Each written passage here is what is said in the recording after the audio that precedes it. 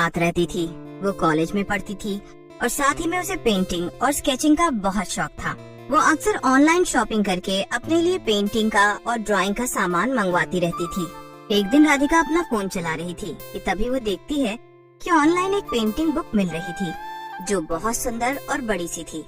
अरे वाह, ये पेंटिंग बुक तो काफी सुंदर है, इसे ऑर्डर कर देती हूँ।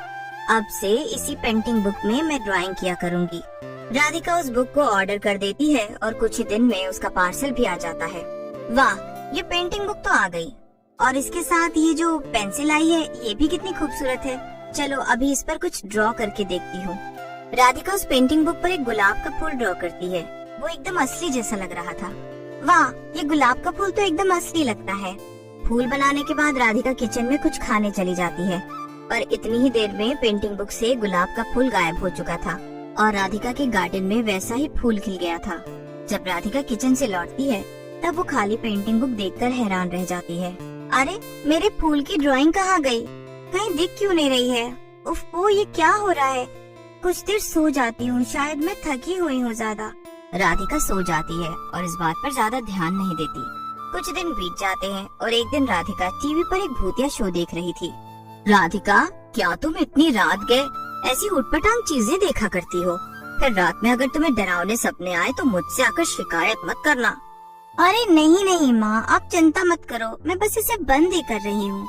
राधिका की मम्मी सोने चली जाती है और थोड़ी देर शो देखने के बाद राधिका के मन में ख्याल आता है, क्यों ना आज मैं कुछ अलग ड्रॉ करने की कोशिश करूँ। मुझे एक बहुत अच्छा आइडिया आ रहा है। राधिका जल्दी से अपनी वही पेंटिंग बुक खोल लेती है और एक पेज पर एक चुड़ैल ड्रॉ करती है। राधिका उस चुड़ैल को काली साड़ी पहनाती है। पेंटिंग बन जाने के बाद जब राधिका खुद से उसे देखती है तो राधिका को डर लगने लगता है। वाकई में मेरी ये पेंटिंग तो काफी डरावनी है। इसे तो सिर्फ देखने से ही मुझे डर लग रहा है। अगर कहीं ये बाहर ही निकल आई तो फिर क्या होगा मेरा? राधिका पेंटिंग बुक बंद करके सोने चली जाती है, पर राधिका को नींद नहीं आ रही थी। उसके कमरे में काफी अंधेरा था, पर खिड़की से चांद की थोड़ी रोशनी कमरे के अंदर आ रही थी। तभी राधिका की नजर अपने कमरे में लगे आईने पर पड़ती है। उसे देखते ही राधिका की चीख निकल जाती है। अरे अरे, ये तो वही काली साड़ी वाली चुड़ैल है जिसे मैंने बनाया था। आईने में सचमुच में वही चुड़ैल थी और वो राधिका को घूरे जा रही थी। राधिका जल्दी से लाइट्स ऑन करती है, पर जैसे ही वो लाइट्स ऑन करती है शीशे से चुड़ैल गायब हो जाती है। ये क्या? मुझे यकीन है मैंने यहाँ पर अपनी उस ड्राइंग वाली चुड़ैल को ही देखा था, मगर अब वो कहाँ गई? तभी वहाँ पर राधिका के मम्मी और पापा आ जाते हैं। वो मम्मी पापा, शायद मैंने डरावना सपना देखा था। कहा था ना मैंने कि मत देखो भूतिया शो। अब देख लो तुम कितना डर गई हो।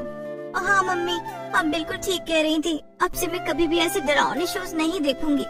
आज मैं तुम्हारे साथ सो जाती हूँ राधिका। तुम्हें सुबह कॉलेज भी जाना है ना, चलो सो जाओ।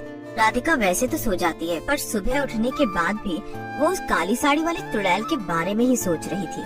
सुबह ब्रश करते समय राधिका को याद आता है कि आज कॉलेज में उसका एक ड्राइंग कंपटीशन होने वाला है। अरे हाँ, मैं तो उस कंपटीशन के बारे में भूल ही गई थी। अच्छा याद आया, अपनी पेंटिंग बुक और पेंसिल को भी रख लेती हूँ। राधिका अपनी पेंटिंग बुक रखने लगती है, पर तभी उसका मन करता है कि वो दोबारा उसे खोलकर अपनी चुड़ैल वाली ड्राइंग को देखे।